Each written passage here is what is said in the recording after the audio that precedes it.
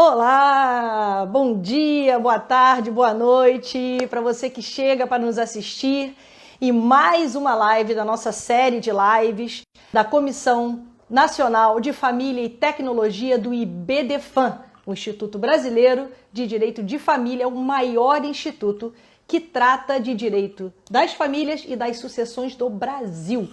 Se você ainda não se associou ao IBDFAM, corre lá, se associe ao IBDFAM e se quiser fazer parte da nossa Comissão Nacional de Família e Tecnologia, será muito bem-vindo. Hoje nós vamos conversar com uma pessoa que, obviamente, dispensa apresentações, que é o professor Cristiano Chaves.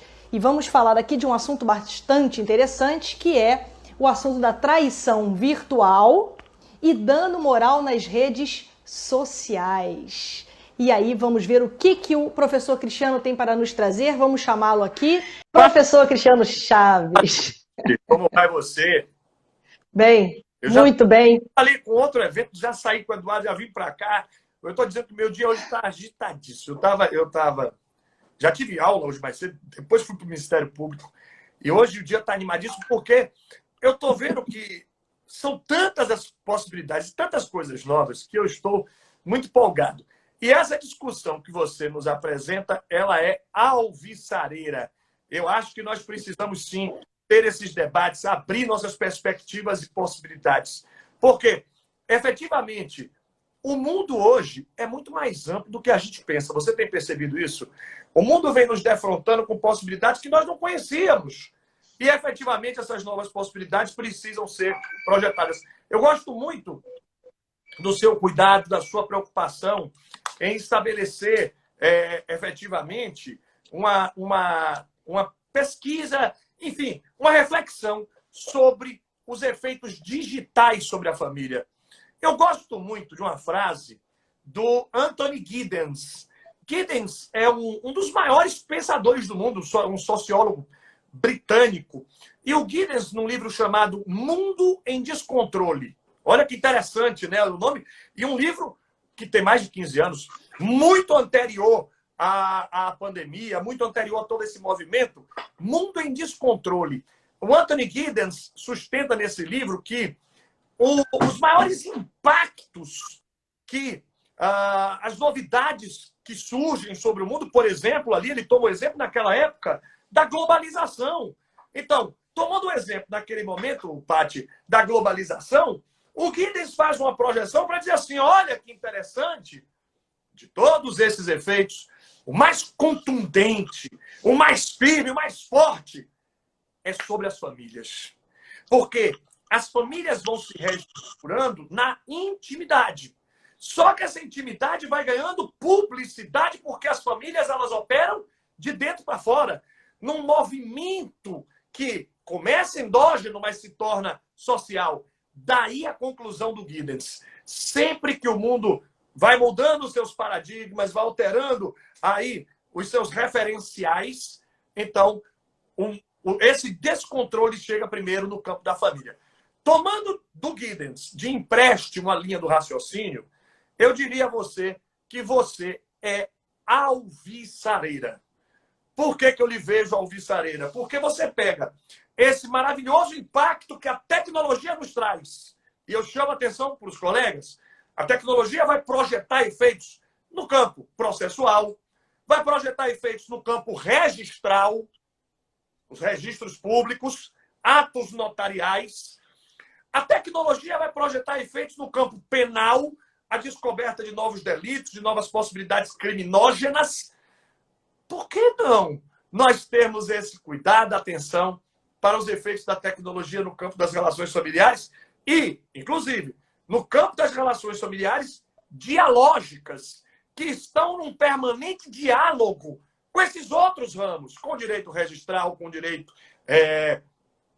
processual, etc. Então, a mim parece que nós estamos vivendo esse grande momento e essa contribuição que você, os colegas do IBDFAM Tech, estão nos trazendo é fantástico. Que bom que você renova a nossa percepção. Que bom que nós estamos aí produzindo conhecimento para que também no campo das famílias nós tenhamos novos debates e novas possibilidades. Né? Então, em primeiro lugar, eu queria lhe dizer o muito obrigado pelo convite, a honra é toda minha, mas parabéns, que seja o start do nosso encontro de hoje. Eu quero lhe parabenizar, você e a todos esses colegas que pioneiramente vão assumindo aí esses debates, essas discussões, e que com certeza, não tem a menor sombra de dúvidas, discussões que terão um grande alcance prático, né? Nós estamos falando da vida das pessoas. Cristiano, a grande questão é justamente o tamanho do impacto que as tecnologias trazem hoje nas nossas famílias, porque ainda mais e acelerou muito com essas questões aí do isolamento social. Então, assim, elas trazem grandes ferramentas. A tecnologia traz uma grande ferramenta, inclusive para a área jurídica. E aí, você mesmo citou a questão dos cartórios, você tem a possibilidade do divórcio online, né? Que inclusive nós vamos tratar aqui numa das nossas lives aqui da nossa comissão. Mas aí, o que hoje está fervendo é a questão dos relacionamentos digitais, dos relacionamentos pela via digital. E o relacionamento realmente ele é real, embora ele seja digital, ele é real. Você tem aí as redes sociais, o WhatsApp, que aproxima as pessoas, faz relacionamento, as pessoas brigam pelo WhatsApp, se reconciliam pelo WhatsApp, não é verdade? Ou seja, há um relacionamento efetivo. Então, se há um relacionamento efetivo, professor Cristiano Chaves, agora vem a pergunta, e aí veja, se há um relacionamento efetivo pela via virtual, é possível ser infiel virtualmente? Olha, eu vou lhe pedir licença para começar lhe respondendo a partir de uma rápida perspectiva histórica. Você sabe que eu adoro essa sua caneca, né? A caneca e o quadro. O quadro. O quadro. Você faz isso só no inveja. Durante muito tempo se discutiu, e por isso que eu lhe peço licença e venha a você e aos colegas para me permitir uma primeira análise histórica. Durante muito tempo, houve uma discussão sólida a respeito da incidência ou não da responsabilidade civil no campo das relações de família.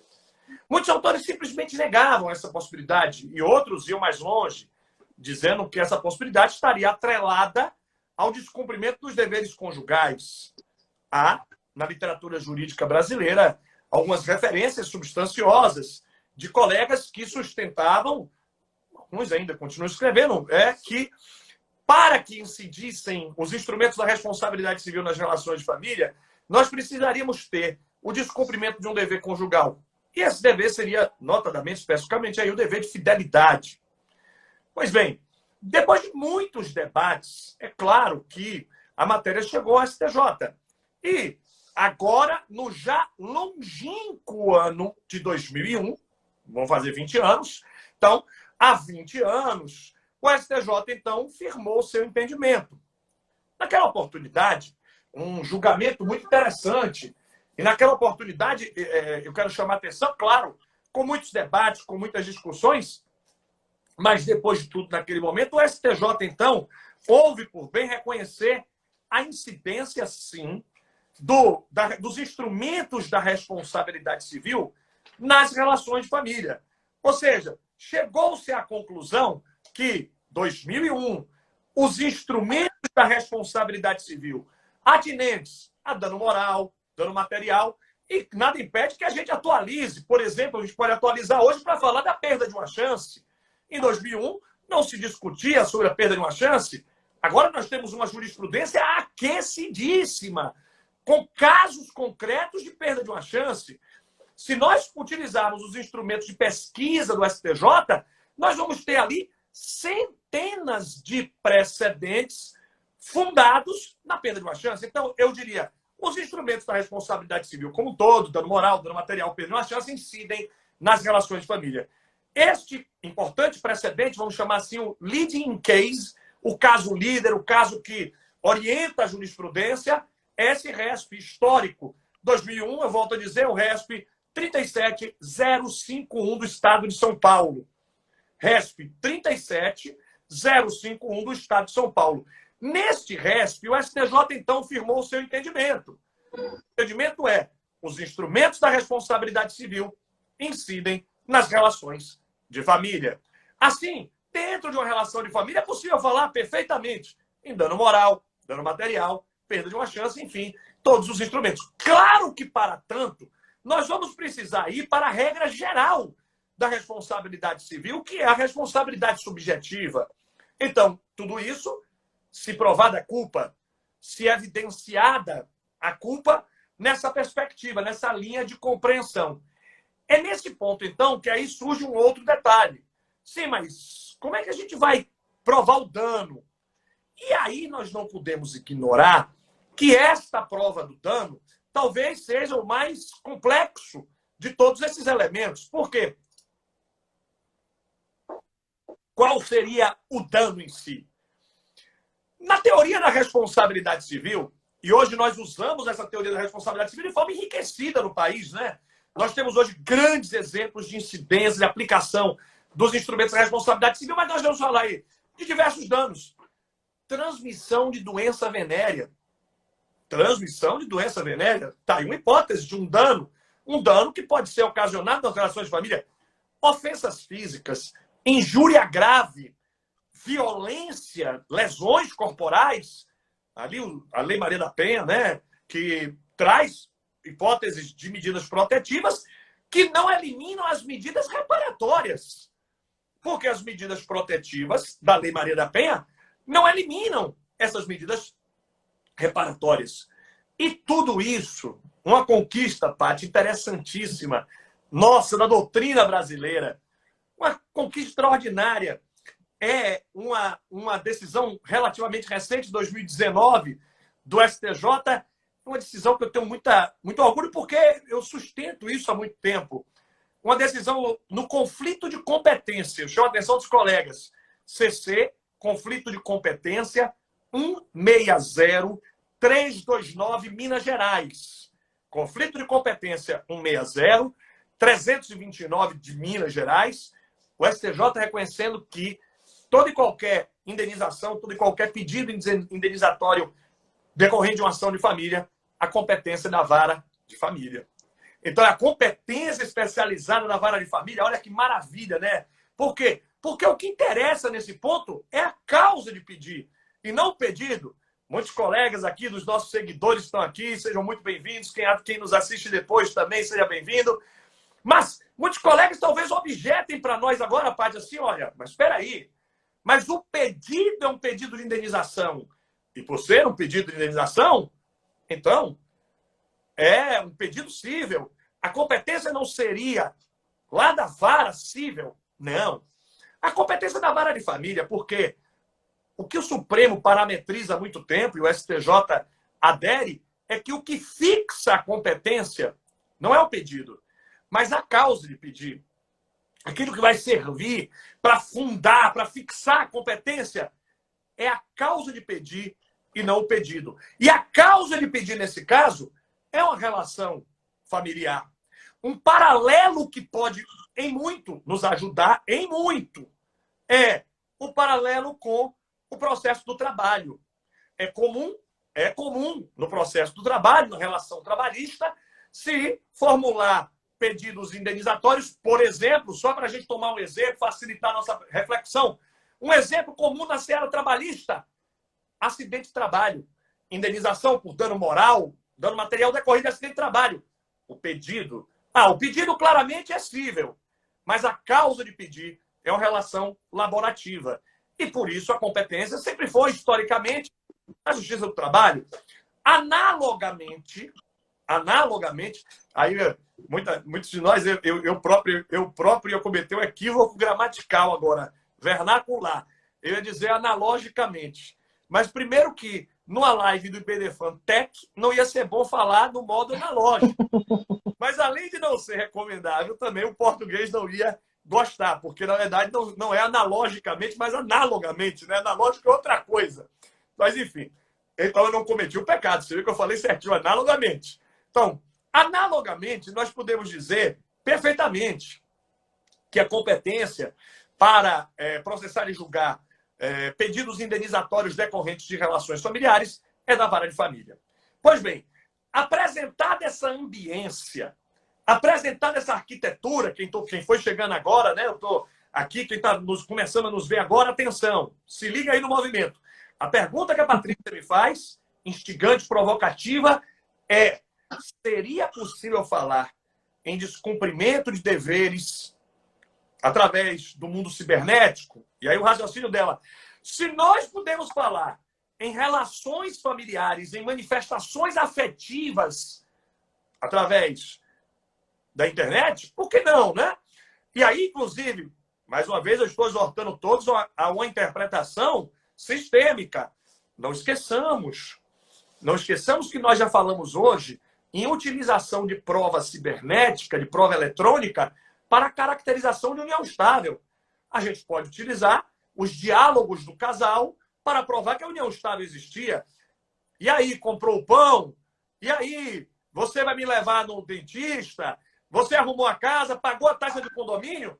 E aí, é claro que aqueles diálogos, tudo isso é prova cibernética que pode demonstrar caracterização. E aí você me instiga, então, mas será que a gente pode também caracterizar um adultério, uma quebra desses deveres pelo meio cibernético? Paty, nós precisamos só lembrar uma coisa. É claro que para lhe responder, eu vou precisar incursionar pelo artigo 1566 do Código Civil. Esse artigo 1566 é o que estabelece, atenção, todos aí conosco, é o que estabelece os chamados deveres conjugais. Dentre os deveres conjugais, nós vamos localizar dois deles. Dois deles que nos interessam nesse debate. Guarda, sustento, educação dos filhos não interessa, coabitação não nos interessa, assistência recíproca não nos interessa. Dois vão nos interessar. O primeiro deles, 1566, inciso 1, fidelidade. E 1566, inciso 5, consideração e respeito. Portanto, ao tratar de fidelidade, no inciso 1, consideração e respeito, no inciso 5, o Código Civil, 1566, estabelece, são deveres conjugais. E aí você me pergunta, me instiga, sim, mas se a relação se caracteriza, se consubstancia, se desdobra virtualmente, você pode falar em descumprimento também virtual desses deveres? O primeiro dever, Paty, é muito difícil. É muito difícil sustentar se nós fizermos uma incursão histórica. E eu vou lhe dizer por quê. No Brasil, a violação da fidelidade é o chamado adultério. Adultério. Adultério é a violação da fidelidade. E aí nós temos um problema histórico a superar. A doutrina do direito penal, adultério era crime. 240 do CP, do Código Penal. Até... Sim, sim. Bem pouco tempo atrás. Até bem pouco tempo, o adultério era crime. Imagine, tipo penal, gente. E aí você deve estar pensando, por que esse cara está reclamando que aquilo era crime? Porque crime é última ratio. Direito penal são aquelas situações em que o sistema não consegue funcionar de nenhum outro modo. Aí você lança a mão do direito penal. Se o direito penal é última ratio, é claro que adultério não pode ser crime. Porque o adultério ele pode ser resolvido de outros campos. E o melhor deles, inclusive, ao meu sentir, é o campo terapêutico. Vá na terapia. Porque, certamente, o terapeuta vai colaborar muito mais com você para curar as dores do seu chifre do que o turista. Mas, enfim, o grande problema é que, durante todo o lapso temporal em que a fidelidade, a violação da fidelidade, chamava-se adultério, era crime, os nossos melhores penalistas, nas suas grandes obras de comentários ao Código Penal, diziam: a consumação do adultério se dá através de penetração vaginal. Então, se a consumação do adultério exigiria penetração vaginal, qualquer outro modo de satisfação de impulsos sexuais estaria não alcançado pelo conceito de adultério. E isso é muito importante. Porque, inclusive as relações homoafetivas, né? perfeitamente. Você teria uma impossibilidade material de caracterização nas uniões homoafetivas, em outras formas de satisfação sexual, e aí, mas pela internet. Não tem como, porque pela internet, por mais que sejam criativos os envolvidos e múltiplos os esforços, há limites. Então, nós não teríamos essa condição se levarmos em conta o que se disse historicamente. Mas, no fundo, eu acho, viu, Paty, de coração, que nós ainda somos os mesmos e vivemos como nossos pais. Porque a gente fala muito de que não, o direito de família evolui, mas na hora H, que a gente sentar aqui e perguntar aos nossos seguidores, aos colegas do IBDFAN, vamos fazer uma pesquisa, vamos fazer um plebiscito, As discussões são as mesmas. Você acha que a fidelidade deveria estar no rol dos deveres conjugais? Claro, claro. A impressão que eu tenho é que o jurista é um ser que eu conheço que mais tem medo de chifre. Porque é o jurista medroso para tomar um chifre. Parece que está falando dele. Aí ele se põe na projeção de opa, não. Fidelidade é dever. Para mim não é. Para mim, sinceramente, a fidelidade não deveria ser dever jurídico. Para mim, a fidelidade é dever moral, associado à boa-fé do casal. E cada casal tem o seu código, que não nos interessa no sistema jurídico. Seria melhor ficarmos com o termo lealdade, né, lá da União Estável, né? Que é um termo mais lato sensu, né? E coerente, sob o ponto de vista ético, a expressão lealdade, ela servirá para definir esse fenômeno com muito mais clareza. Então, por que não me parece que o casamento devesse carregar fidelidade? Porque isso é um problema do casal. E porque fidelidade diz pouco. Eu acho que nós deveríamos usar a expressão lealdade e respeito, 1724. E aqui no casamento, você vai dizer, tudo bem, mas 1724, Cristiano, são os deveres convivenciais da união estável. Nós estamos falando de casamento. No casamento é fidelidade, então, sim, só que no casamento tem o inciso 5, que fala em consideração e respeito. E aí eu me valho desse inciso 5 com essa interessante expressão, consideração e respeito, para dizer que eu entendo que a consideração e respeito constituem um gênero do qual a fidelidade é apenas uma de suas espécies. Então, a consideração e o respeito são mais amplas, são mais abrangentes, e dessa maneira, agora, respondendo incisivamente à sua pergunta, é possível quebrar a consideração e respeito? Eu acho que sim. Eu lhe digo que eu acho que sim. Por quê? Embora nós não tenhamos nenhum contato físico, e aí, mesmo satisfazendo os saudosistas, mesmo dando toda a razão aos saudosistas, assim, então não se tem caracterização de fidelidade. Tá bom, não tem adultério. Não tem adultério porque não tem penetração vaginal. Não tem problema. Mas tem a quebra da lealdade e do respeito. E aí não precisa, a quebra da consideração, e aí não precisa ter nenhuma prática sexual. Eu li outro dia, não sei se algum seguidor nosso viu, mas nós tivemos, o que eu vou narrar agora, tá na internet, uma empresa de Curitiba, se não me engano, Paraná, se não me engano, ela está vendendo, Paty, apetrechos sexuais acopláveis ao computador para simular a prática de um ato sexual cibernético. Então, através desses apetrechos acopláveis. Muito bem. Em tempos de pandemia, né, deve ter tido uma venda razoável. Nesse caso, se você me disser assim, não vai rolar a quebra da fidelidade, porque não teve adultério, porque não teve contato, mas pode ter quebrado consideração e respeito. E aí me parece, sim, é possível, sim. É possível que essas práticas, e eu volto a dizer, nem precisa ter caracterização de ato nenhum, porque consideração e respeito são móveis, plásticos, efêmeros. Você me pergunta assim, qual é o conceito de consideração? Tem um caso famosíssimo, o nosso presidente Rodrigo da Cunha Pereira comentou no site dele sobre esse caso, final de 2018. O Rodrigo faz um comentário belíssimo no site dele de um casal de Santa Catarina que é um casal que praticava swing, Paty. E aí, na dissolução da relação afetiva, o juiz não reconheceu a união estável, dizendo que se eles faziam swing, não tinha lealdade e respeito. Se não tinha lealdade e respeito, não tinha união estável. E aí o juiz, deve ter sido o mesmo juiz que fez a audiência da moça lá, só pode ter sido uma catástrofe jurídica. Então, o juiz disse, não tem união estável. E foi preciso o Tribunal de Justiça de Santa Catarina, que não deve ter nada a fazer, coitado, os desembargadores estão lá, não tem nada a fazer. Então reúne os desembargadores e manda julgar isso.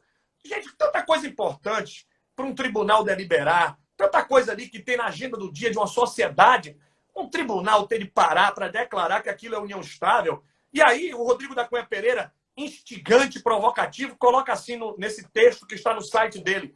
Ele diz que o Código do Casal vale mais do que o Código Civil. Então, no jogo de palavras do Rodrigo da Cunha Pereira, eu acho que não há nenhuma dúvida de que o código de cada casal vale e supera. Então, efetivamente, propondo uma reflexão, eu lhe diria, Paty, que é lógico que o conceito de consideração e respeito é um conceito plástico, efêmero, e dependerá, variará, cambiará de um casal para outro casal. Mas, por certo, esse conceito comporta uma quebra, uma ruptura pelas relações cibernéticas. E eu acho por isso que a análise do caso concreto ela é obrigatória, porque justamente vai se aferir qual é o código desse casal para se dizer se houve uma quebra dessa confiança, a quebra desse respeito ou não. Né? Porque um casal, por exemplo, que juntos, porque só existe o clube de swing se o casal está junto, né? Então, nesse caso concreto, é até um exemplo muito bom, né? Um exemplo muito bom, porque é um caso concreto em que as partes deliberadamente, conscientemente, estão juntos.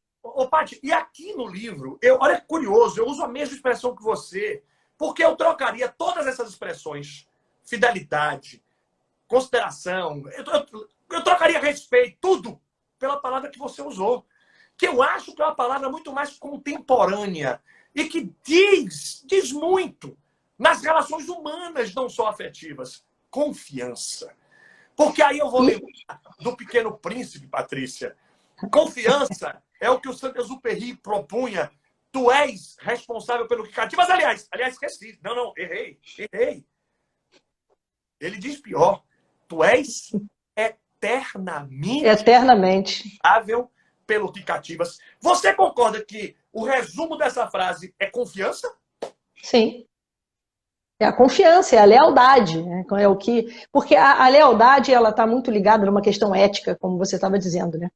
Porque tem todo um arcabouço de situações que vão se juntar ali nesse momento. E a grande questão envolvendo esse assunto especificamente, Cristiano, é justamente na consequência. Porque nós temos simulado hoje que o mero aborrecimento do desfazimento do relacionamento conjugal não gera dano moral. Sim. Aí a questão é, qual é a medida do mero aborrecimento? Mais uma vez, voltamos para a análise da hipótese, ou seja, da análise do caso concreto. Certo? Por quê? Aí eu pergunto, aí a questão fica, qual é a consequência dessa discussão toda? Porque se hoje nós já não temos mais o campo de batalha da separação, do processo de separação, né, que era o campo de batalha onde se perquiria a culpa, onde se traziam as testemunhas, né, se nós não temos mais esse campo de batalha, Cristiano, aí vem a indagação, né? Por que tanto nós discutimos esse assunto? É fantástico, né, a sua provocação. O fato de que a prova será casuística não me parece que seja nenhum problema. Nenhum. A prova vai ser produzida em cada processo. O entendimento do STJ, dia muito. É no sentido de que o mero aborrecimento, o simples sentimento negativo. Vamos falar sentimento negativo porque aí é tristeza, humilhação, sofrimento, vergonha. O sentimento negativo, por si só, não é suficiente, não é bastante para a caracterização de um dano moral. Além do sentimento negativo, exige-se a efetiva prova da violação da personalidade. Nota-se, a toda evidência, a sua preocupação e cuidado práticos. Práticos, porque sua pergunta esteja clara, tudo bem. Uma coisa é uma coisa e outra coisa é outra coisa, diz o sábio ditado do povo. Agora, uma coisa significa, é possível violar deveres conjugais pelos meios cibernéticos e eletrônicos, digitais? Outra coisa, a simples e pura violação, por si só, é idônea e suficiente para ensejar uma reparação de dano moral? A resposta é não. Não. Não é a pura e simples violação de um dever conjugal ou convivencial. Não é. Não é. O fato apenas e tão somente de se comprovar que houve uma violação, uma afronta aos deveres conjugais ou convivenciais, que se terá o dano moral. Aliás, prova disso, prova concreta, demonstradora disso, seria você imaginar o seguinte. A pessoa chegou em casa, Paty, e aí, num drama de consciência, olha para o cônjuge ou para o companheiro e diz assim, meu amor, quero lhe contar uma coisa. Sabe, aquele dia que eu saí, estava sozinho, carente. Pois é, a gente estava brigando muito. Aconteceu. Aí a pessoa conta, o outro se zanga e tal. Sim. Continue. Assim, eu fiquei triste. Tá. Eu também fiquei triste quando eu vi lá aquela notícia da internet. Eu fiquei triste. Eu também, né? Tem gente que quando o time de futebol perde, fica triste. Não tem aquelas pessoas que são fanáticas por futebol? Outras pessoas... Tristeza é algo muito subjetivo. Então, não é o sentimento negativo o fio condutor da indenização por dano moral, mas sim a violação da personalidade, a partir de um padrão objetivo. Então, o que eu tenho que provar? A simples violação? Não. Eu tenho que provar que aquela violação repercutiu negativamente sobre a personalidade do cônjuge do companheiro. Então, através da tecnologia digital, claro que isso pode acontecer. Imagine os tristes vazamentos e repercussões de imagens íntimas pelas redes sociais. Que então, é muito comum. Que é muito comum. Lamentavelmente. E aí, só para dizer o quanto que eu continuo aqui atordoado positivamente com aquela maravilhosa expressão que você usou, confiança. Porque nesses vazamentos nós vamos enxergar uma violação da confiança. Total. Aquele que recebeu a foto íntima, recebeu por confiança. Recebeu para, vamos chamar assim, uma expressão, claro, uso doméstico. Não é? Porque a confiança gera um dever jurídico, né? Aí, que é o que a gente chama no direito de boa-fé objetiva. Essa exatamente. É a confiança. Então, eu gosto demais quando você suscita isso, porque aí nós vamos agora pensar, qualquer violação de dever conjugal é suficiente e idônea para ensejar dano moral? Não. Não.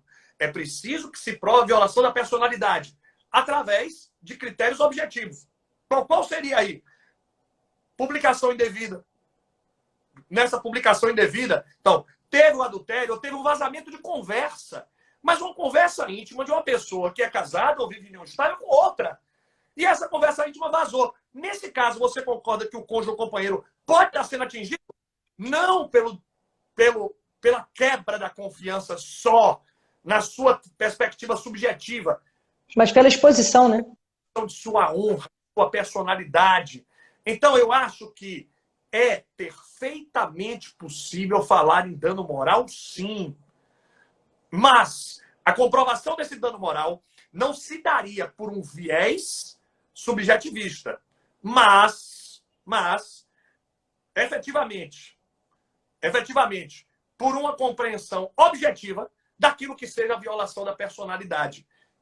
Honra, imagem, intimidade, privacidade, esses diferentes aspectos que enriquecem demais a compreensão do que seja a personalidade. Mas, de todo modo, né, a gente tem sempre também que lembrar que essa análise nunca será, Paty, nunca 100% objetiva. Porque a personalidade ela é composta também de aspectos subjetivos, como, por exemplo, Total. a subjetiva, aquilo que eu penso de mim. E toda vez que eu falo disso, eu não sei porquê, mas ficou tatuado na minha memória aquele emblemático caso fabuloso para os seguidores que não conhecem. Poxa, pesquisem depois na internet, vocês vão gostar muito. É um exemplo fantástico da atriz Maitê Proença.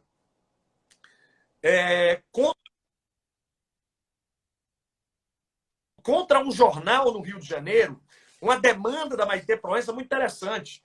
A Maitê Proença teve uma das suas fotografias que ela tirou para o ensaio da revista Playboy, veiculada indevidamente por um jornal. E aí ela pede, olha, eu quero 2 indenizações. Uma, uso indevido de imagem. Essa não tem nem o que discutir, né? Tem nem o que discutir. Você usou minha imagem indevidamente, então tem uma indenização por uso indevido de imagem. Além dessa, eu quero outra. Eu quero indenização pelo uso indevido de imagem, quero outra indenização pela violação da minha honra subjetiva, aquilo que eu penso de mim. E aí diz ela, quando eu tirei uma fotografia nua, eu tirei mediante pagamento, mediante negócio jurídico com a revista Playboy, para uma revista que era vendida, né? Não tem nem mais, mas era vendida lacrada, não ficava a minha fotografia exposta numa banca de revista para quem passar a ver. Então ela diz assim, não violou minha honra objetiva, o que os outros pensam de mim. Violou foi o que eu penso de mim. O Tribunal do Rio indeferiu o pedido, dizendo que só caberia o dano à imagem, e indeferiu dizendo, peraí, mas como é que você diz que violou sua honra, moça? As fotos estão lindas. E aí o desembargador não eu que vejo nos não, e ele diz, Paty, ele diz no acórdão. No acórdão ele chega a dizer, só mulher feia sofre dano moral. Só mulher sofre dano moral. As bonitas não. E ele chega a dizer isso no acórdão. Agora, você vai dizer assim, nesse caso, né? Pensando alto. Ah, então não teria nesse caso indenização, porque o conceito de imagem, a foto tá linda, mas aí tem que lembrar que a honra também é subjetiva, né? E o conceito de honra é subjetivo. Então, o Tribunal, o STJ, reformou essa decisão do Tribunal de São Paulo e deferiu a indenização nesse caso. É muito interessante esse caso.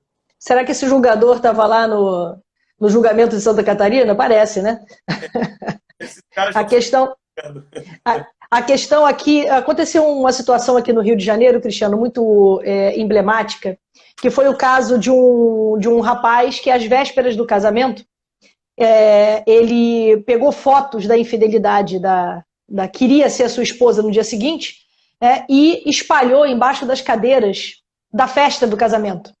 O casamento aconteceu, ele disse sim, foi para a festa, as pessoas beberam, brincaram, e ao final ele pega o microfone e dá de presente para cada uma das pessoas que estavam ali presentes um envelope com a foto da infidelidade da então sua esposa, né? Então, esse caso aqui foi emblemático e ela entrou na justiça e ganhou uma indenização, justamente, não é o fato dela tê-lo traído, porque esse fato da traição ele poderia não ter casado, por exemplo, mas ele casou, ele planejou para que ela sofresse essa grande exposição, né?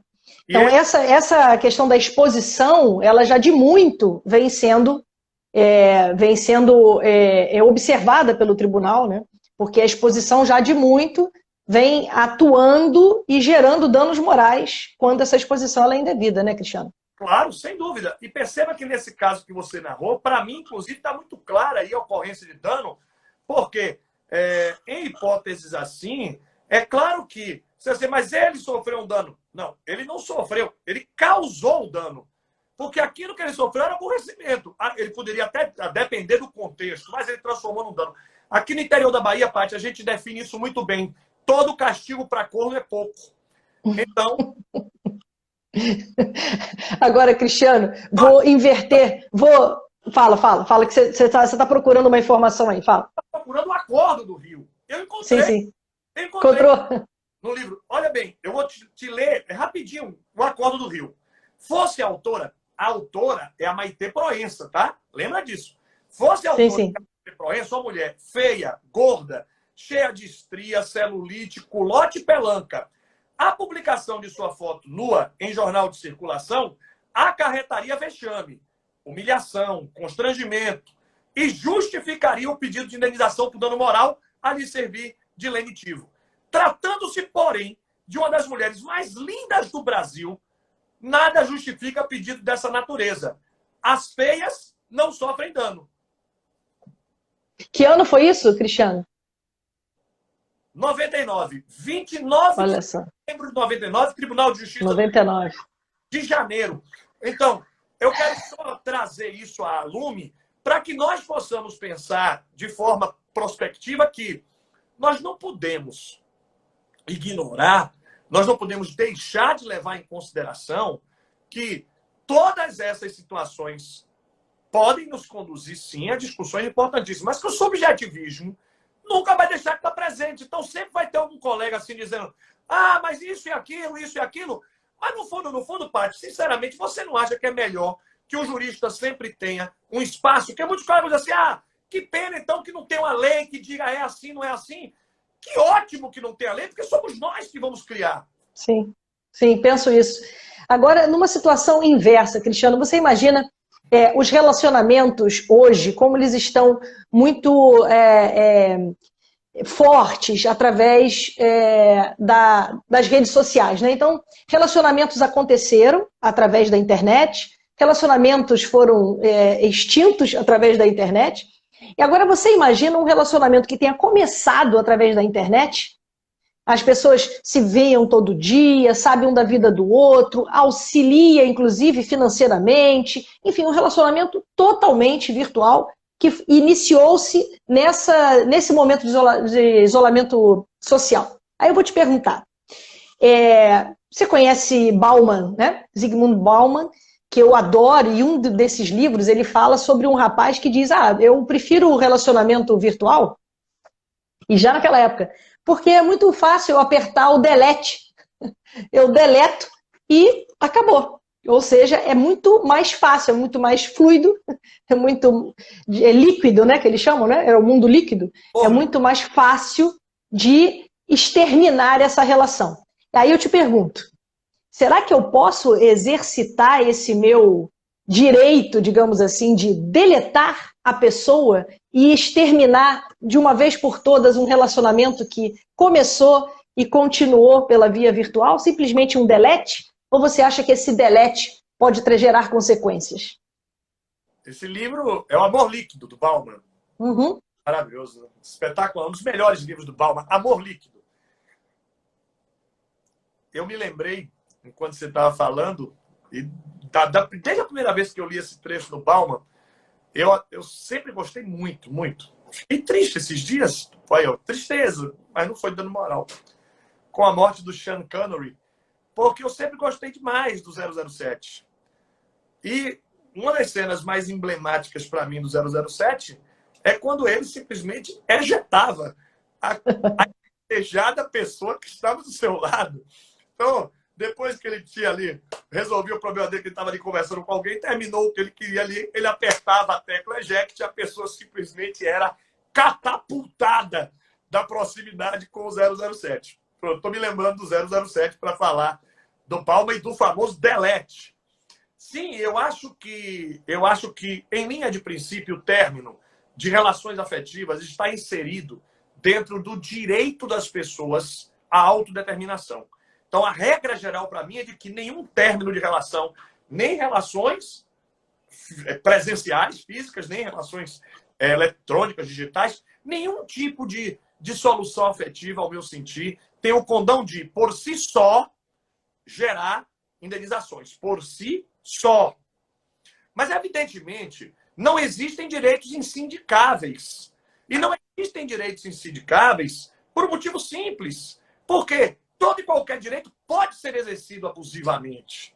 E é nessa perspectiva do abuso do direito, é nessa perspectiva de que as pessoas podem exacerbar, se exceder no exercício dos seus direitos, que me parece absolutamente possível falar numa indenização, inclusive por rupturas de relações digitais. Nesse ponto, eu quero lhe dizer que, por exemplo, aquela pessoa que estabelecia uma relação afetiva pelo meio virtual, mas que, por exemplo, fez a outra assumir, Paty, pensa comigo agora, despesas. Diz, olha, faça tal despesa, compra uma passagem aérea, e as companhias aéreas, assim, você compra a passagem por 10, aí você quer remarcar, aí você diz, eu pago quanto para remarcar? Você vai agora, é o seguinte, você perdeu essa, tem que comprar mais uma de 50 para remarcar. Então, é claro que isso pode gerar despesas, isso pode gerar diferentes tipos indenizatórios. E eu acho que sim. Uma vez mais, eu chamo a atenção dos seguidores. Nós não estamos falando de uma indenização por decorrente tão somente do exercício do direito à autodeterminação afetiva, dizer, não imagine que te quero mal, apenas não te quero mal. Não te quero mais. Mas aí tudo bem. Mas se o meu não te quero mais pode gerar uma consequência moral, material, perda de uma chance, eu acho que cabe indenização sim, desde que provado o excesso. Eu acho que essa prova do excesso é o grande dificultador da indenização. Porque esse excesso vai ter de ser provado. E o ônus de prova é do interessado, não. Prove qual foi o excesso nessa ruptura. Então, se estivéssemos falando de um noivado, por exemplo, Paty, o excesso foi o quê? Você deixou para terminar o noivado comigo depois que já tinha os convites na rua, o pagamento da igreja, o pagamento da festa. Então, tudo bem. Você quer terminar? Valeu, mas... E a indenização aqui... Tem um dano material aí, né? Então, eu acho que é nessa perspectiva que nós podemos perfeitamente trazer para o mundo digital e aplicar também nas relações afetivas digitais, que podem ser relações que a gente prospecte aí, que a gente projete também com abuso do direito. Afinal de contas, o abuso é mais ou menos aquela música, aquele samba daí do Rio de Janeiro. Você abusou, tirou partido de mim. Abusou, né? Então, não tem muito porquê. Assim, o abuso, ele é, às vezes, inexplicável. A questão é que a autonomia da vontade, o exercício da autonomia da vontade, gera responsabilidade. E é esse ponto, acho que nós chegamos a um momento da nossa conversa que a gente pode concluir que todo exagero é punível. Então, de toda relação existe o mero aborrecimento, aquilo que razoavelmente dela se espera, como a faca que corta, né? A faca você sabe que precisa manejá-la de certa forma, senão ela vai te cortar. E se a faca te cortar como ela normalmente cortaria, jamais você poderia dizer que houve algum defeito naquele produto. Então, a situação do relacionamento é o mesmo. Então, a autonomia da vontade gera responsabilidade, né? E a confiança, ou seja, vamos resumir, né? A confiança gera um dever jurídico de lealdade, não é isso?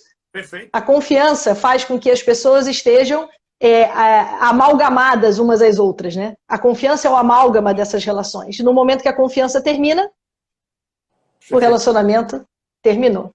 Isso. Cristiano Chaves, suas considerações finais, infelizmente. O Instagram derruba a gente, né? Vamos sair. Pois é. Derruba. Paty, mas observe, só para voltar à expressão do amálgama, eu acho que esse amálgama pode ser muito bem decorrente da confiança, ele pode ser perfeitamente a nossa mola de propulsão do raciocínio. Eu só queria chamar a atenção dos nossos seguidores. Esse amálgama não está preso numa referência de imposição afetiva. As pessoas não são e não serão obrigadas a gostar umas das outras para sempre, né? Esse mito do amor romântico, essa ideia do amor romântico, ela precisa ser projetada de forma muito clara, em concretude, para dizer assim, olha, quando nós falamos de violação de confiança, nós não estamos dizendo assim, eu sou obrigado a ficar com outro. Não, não. Você apenas é obrigado a tratar com respeito, com honestidade, e essa honestidade e esse respeito é suficiente. Por quê? A gente não pode exagerar na dose, sabe, Paty? Eu fico preocupado agora quando, nessa nossa conversa, o que me ocorreu aqui. Daqui a pouco vai aparecer alguém para dizer assim, olha, você tem responsabilidade pelo que eu esperava da relação. Como assim eu sou responsável? Não, eu sou responsável pela confiança, eu sou responsável pelo elemento objetivo criado. Mas é óbvio que no permeio do subjetivismo de cada um, nós precisamos ter responsabilidade própria também. Então, você perguntou da minha consideração final, eu queria dizer que a minha consideração final é dizer que talvez, e eu vi que um dos nossos seguidores usou essa expressão, uma expressão que eu gosto muito, é de um grande filósofo. Na verdade, ele era lituano de nascimento, contudo, francês, radicado, professor em Sorbonne muitos anos. É o Emmanuel Levinas. E o Levinas traz a grande tese dele, da vida dele, a ética da alteridade. E na perspectiva do Levinas, a ética da alteridade significa, nas relações humanas, você não pode apenas olhar para si, mas olhar para o outro e ter esse modo de inclusão, porque você precisa considerar o outro, para que você possa considerar a si mesmo. Eu queria tomar do Levinas agora, numa perspectiva inversa, e lançar, então, para os nossos colegas que estão aqui, para os nossos seguidores, para quem vai assistir depois a live, para todo mundo aqui do nosso IBDFan Tech, que participe do IBDFan Tech, a Patrícia é fantástica. E eu quero lhe propor a todos os colegas a seguinte reflexão. Não adianta a gente apenas falar da infidelidade, do adultério, da quebra da lealdade, da quebra da confiança, olhando para o outro, mas também olhando para si. Talvez seja a hora de cada um também perceber que, não raro, nós exigimos do outro aquilo que, no fundo, nós queremos no nosso subjetivo. Eu quero ter um amor tranquilo, eu quero ter um amor romântico, mas eu não construo. Então, muitas vezes, aquilo que a gente olha, lá no finalzinho, o Berenice está aqui, Berenice, um beijo, Berenice aí, ó, a nossa líder maior. Então, sim. Então, no fundo, Paty, eu acho que muitas vezes o que a gente exige do outro é injusto. É porque, na verdade, nós não percebemos que somos nós mesmos que projetamos em nós essa perspectiva. Somos nós mesmos que estamos querendo tanto chegar naquele resultado e aí diz assim, não, a frustração do resultado é culpa do outro. Quando, na verdade, aí talvez nós precisemos juntos participar de todo esse processo. Tudo isso que eu lhe disse, só para lhe dizer, claro que eu não nego em nenhum momento o dano decorrente das relações digitais. Claro que não. Mas eu acho que quanto mais critérios objetivos, sem negar o subjetivismo das pessoas, e aí essa ética da alteridade inversa e dizer eu quero olhar para mim também. Até que ponto eu colaborei para que isso acontecesse. Vamos olhar para todos, né? E vamos ver se a gente... Esse exercício talvez seja o mais difícil. Nossa! Olhar para si próprio, né? E dizer aonde eu errei, ou seja, quem começou primeiro, né? Quem foi o primeiro a começar? Na verdade, se você for fazer uma retrospectiva, não existe quem foi o primeiro, né? A relação estancou. A relação estancou e as pessoas estancaram com ela, né? Então, Cristiano, muito obrigada. Obrigado pela sua presença, sempre firme, sempre forte, membro da nossa comissão de Família e Tecnologia do IBDFan. E feliz de ser seu amigo. Ô, meu querido, muito obrigado. Também sou muito feliz, grande torcedor do Bahia, não é verdade? O tricolor da Bahia. E olha, Cristiano, dia 18 de novembro é a nossa próxima live aqui, dia 18 de novembro, e com uma pessoa que é muito sua amiga também. Doutora Cíntia Burilli. Olha que pessoa maravilhosa. Vai ser maravilhosa. Cíntia Burilli vai falar conosco, vai conversar com a gente sobre herança digital. Olha como a tecnologia, as questões digitais estão movimentando o nosso direito e movimentando o direito sucessório. Olha que coisa incrível, né? Maravilha. Então, no dia 18 de novembro, nossa amiga Cíntia Burilli estará aqui conosco, né, nos dando um pouquinho da sua sabedoria. Cristiano, queria te agradecer mais uma vez. Muito obrigado. Queria convidar a todos, então, para o dia 18 de novembro estar aqui conosco e agradecer a presença de todos. Associe-se ao IBDFan, esse instituto maravilhoso, que é o maior do Brasil, tratando de direito das nossas famílias e das sucessões. Então, um beijo a todos. Cristiano, Quero revê-lo em Super breve. beijo. Beijo carinhoso. Com certeza, com certeza. Um beijo para você e um beijo para todos os nossos seguidores. Tchau, tchau.